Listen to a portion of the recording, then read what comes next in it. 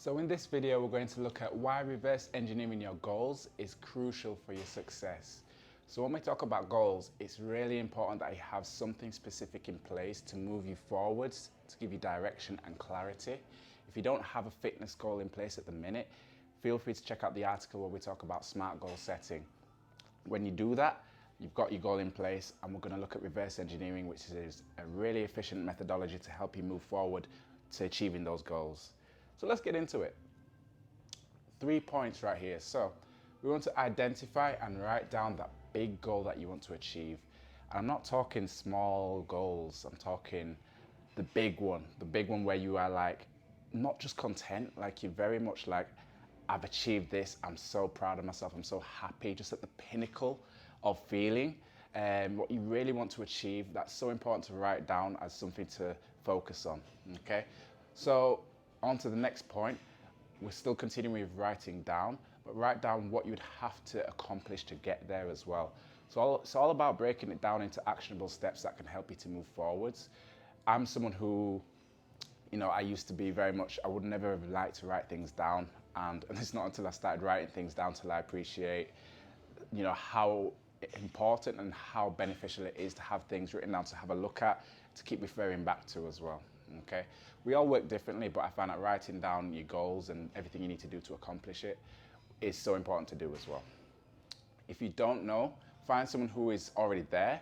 So, observe what they did, ask questions where possible. I'm not talking about comparing yourself to someone on social media, especially like fitness influencers out there in terms of their physique they've achieved, because one thing, quite a lot of them take steroids, and we don't want to go down that route anyway. So we want to look at people who have walked the walk, and they have shown their struggles and how they overcame them struggles as well, because you'll have similar struggles to what they came through, to what they faced as well. So we want to make sure we've got the right kind of goalpost set for what we're kind of aiming for. Okay. On to the next part. We're going to cover basically identifying and writing down the smaller goals that need to be achieved on the way to the big goal. So if we do set the goal, we look so far ahead that it overwhelms us, and we don't think about the small steps that it'll take to get there as well. Okay, so because the goal is so overwhelming, it almost paralyzes us, so we don't be efficient, we don't make progress. So one thing to do is still identify that big goal, but just think about what's in front of you. What do I need to get from here to here? What do I need to do to get from there to there? And just so on and so on. And then efficiently, you'll get there, and that's the best way to do it. So these 2 points are kind of put together in a sense, but separately. So ask yourself what has to happen to get you closer to that goal. What has to be added, improved, or removed. So we're talking about behavioral change. We're talking about improving on your habits and doing things a little bit differently to where you are currently at now and what you currently do, because potentially whatever you're doing right now isn't working. So we want to make sure we're doing things a little bit differently to help us get there. So you have to identify, where are you going wrong with your fitness goals at the minute? Are you overtraining? Are you undertraining? Are you consuming too many calories? Are you consuming too few calories? Are you not training hard enough? Are you not, we could go on and on and on. So we just have to identify, make sure that's written down as well, what we need to do differently to improve. Okay.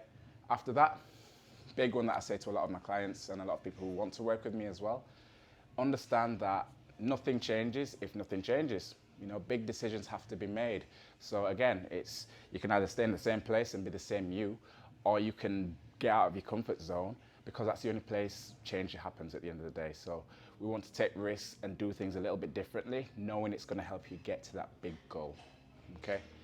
You must keep your fitness goals towards the top of your priority list with non-negotiables. Honestly, this is so important. It's things like just making sure I need to get X amount of water in, on a day-to-day basis. I need to, no matter how busy life gets, I need to get this workout done. If it means I have to get the workout done in the morning when I normally train in the evening, I need to look ahead and make sure that is always ticked off.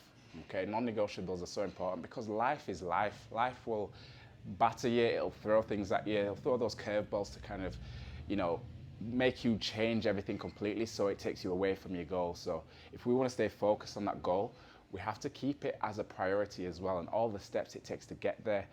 You can't let that slip. Okay. The structure of your day is important for getting closer to your goals. Hope you agree with that one because it's just so true. You know, I've definitely fallen into ruts where I've not had any structure with my own training or, you know, my day to day.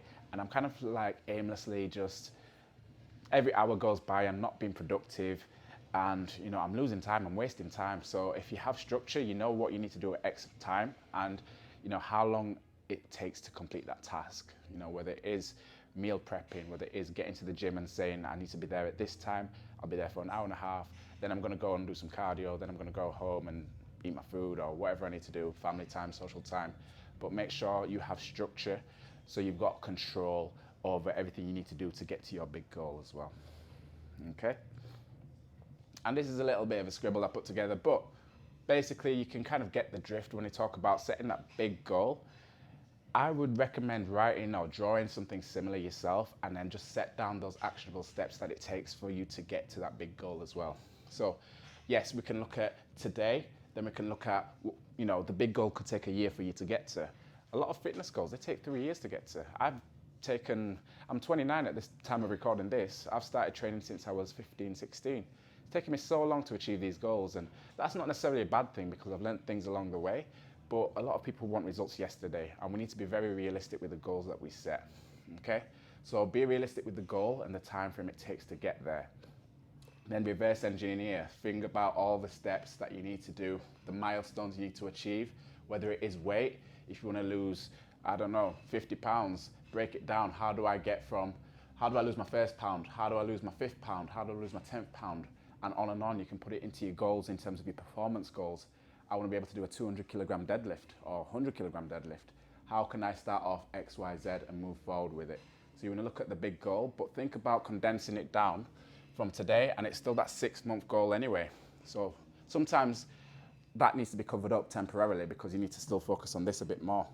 So I hope that makes sense for you in terms of reverse engineering your goals, because all you need to do is literally focus on what you need to do backwards to get to the big goal as well, okay? Like I said, I hope you enjoy it. I'll see you in the next video.